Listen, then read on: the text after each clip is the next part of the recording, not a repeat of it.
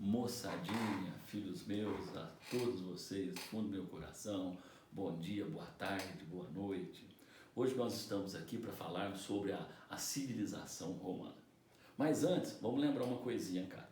Aquilo que nós chamamos de mundo ocidental foi construído sobre 5 grandes pilares. Quais são esses pilares mesmo? A democracia, a filosofia e a ciência, que são o quê? Pilares construídos pelos gregos do mundo antigo, tá? São heranças da Grécia Antiga. Os outros 2 pilares seriam quais mesmo? Seriam o direito romano e o cristianismo, que são os 2 maiores legados da civilização romana para o mundo ocidental. Antes da gente falar nessa civilização, nós temos que falar um pouquinho sobre a Itália e a cidade de Roma, tá? A Itália é uma das mais conhecidas penínsulas da Europa, uma das mais fáceis de ser identificada, não por menos. Ela tem um formato bem peculiar, né? Tem um formato de uma bota feminina, né? Com esse tamanho desse salto aqui, né? É uma bota feminina, mas sim, ela lembra uma bota. Essa península, ela é banhada a leste pelo Mar Adriático, tá? A oeste, ela é banhada pelo Mar Tirreno. É nesse mar que nós encontramos as grandes ilhas ali, a Córcega, a Sardenha, a Sicília. Ao sul, o Mar Jônico. E ao norte, ela está de certa forma separada do restante do continente europeu, tá? Pelos Alpes, tá? Essa mais alta cadeia de montanha aqui da Europa Ocidental. No centro desta península, nós temos o que? A planície do Lácio. Vou mostrar um mapinha aqui onde aparece essa península um pouco mais destacada aqui, ó. A grande península do Lácio, tá? Deixa eu já falar uma coisa para vocês.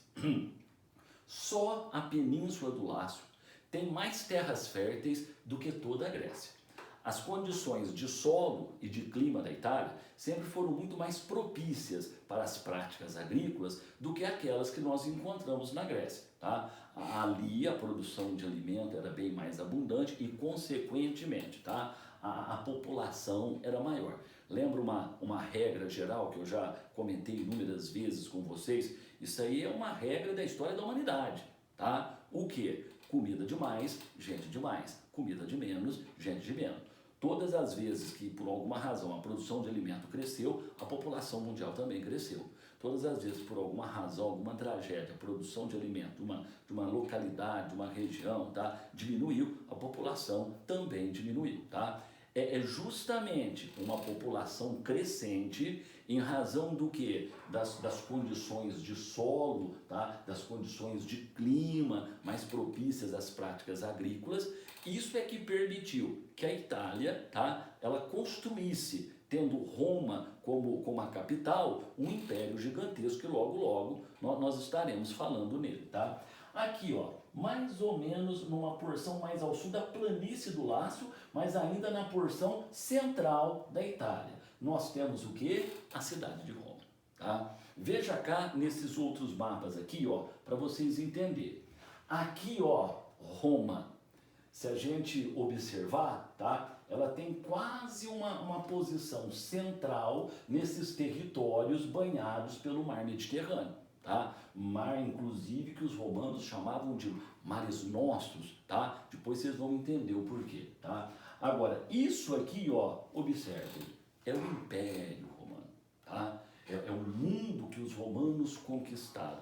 Esse aqui foi um dos maiores e um dos mais bem organizados, mais bem administrados impérios do mundo antigo. Adianta uma coisinha para vocês, tá? Quando Jesus de Nazaré nasceu, há cerca de 2000 anos atrás, era muito melhor as pessoas viverem dentro do mundo romano do que fora dele, tá? Tá, os romanos, eles eram meio assim, arrogantes, prepotentes, tá? Para com os povos vencidos? Sim. Eles cobravam pesados impostos? Sim. Mas ninguém pode negar uma coisa. Dentro desse mundo romano havia ordem. Dentro desse mundo romano havia disciplina. Dentro desse mundo romano aqui havia uma quantidade gigantesca de estradas, tá?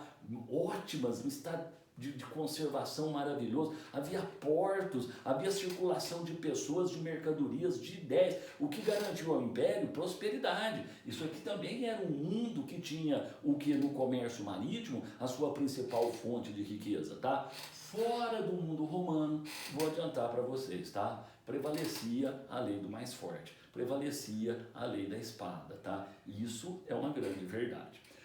A fundação de Roma, isso a gente tem que comentar aqui com vocês. Existem duas versões sobre a fundação de Roma, tá?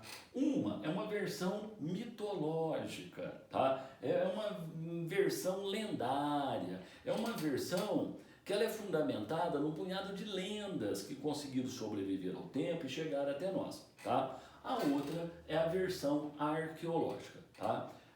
O John Ford, um dos grandes cineastas norte-americanos, ele dizia o seguinte: quando o mito é mais interessante do que a realidade, conte o mito. Então nós vamos iniciar aqui a versão mitológica primeiro, porque realmente ele é um pouquinho mais interessante. Rezam as lendas, tá, que Roma foi fundada por dois irmãos gêmeos. Quem seriam eles? Rômulo e Remo.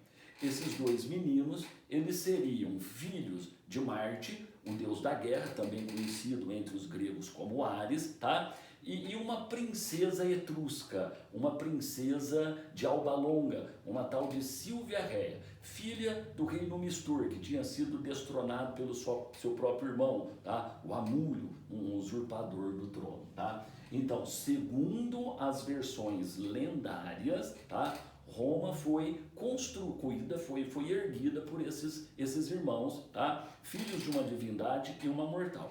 Um aspecto interessante é que, segundo as lendas, esses dois meninos seriam descendentes de Enéas, o único herói troiano, o único grande herói troiano que conseguiu sobreviver ao massacre de Troia, tá? As origens lendárias de Roma, elas se encontram num punhado de obras de historiadores gregos do mundo antigo e também em poemas, tá? A melhor, digamos assim, fonte de referência para essa origem lendária de Roma, ela se encontra na obra A Eneida, do poeta romano Virgílio, tá? Que foi uma testemunha ocular dos últimos tempos da República e dos primeiros tempos do Império. A Eneida, a obra que ele produziu, ela está para a história de Roma, tal qual a Ilíada e a Odisseia, do poeta grego Homero, estão para a história da Grécia Antiga, tá? Já a versão arqueológica, segundo, tá, as evidências arqueológicas, tá? Que evidências são essas? São achados arqueológicos, tá? Como armas, joias, ruínas, túmulos e etc. e tal. Roma surgiu como uma espécie de cidadela fortificada, construída por duas grandes tribos que viviam na Península Itálica ali por volta do século 8 a.C. Que tribos que eram essas? As tribos dos latinos e dos sabinos, tá?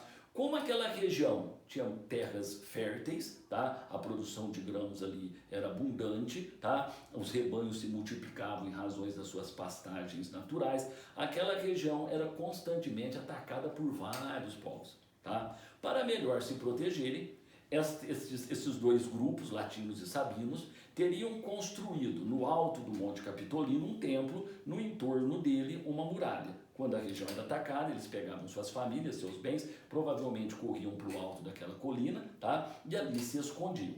Com o decorrer dos tempos, como as incursões militares estrangeiras se tornaram mais frequentes, provavelmente a elite destas tribos começou a viver ali no alto da colina, tá? Próximo àquele templo. Provavelmente muitas cidades do mundo antigo surgiram assim, tá? Em torno de acrópolis, cidades no alto de uma colina, tá? Logo a gente vai falar sobre os períodos históricos da Grécia, da Roma Antiga, tá? Por enquanto, para todos vocês, um beijo e um abraço. Vai lá!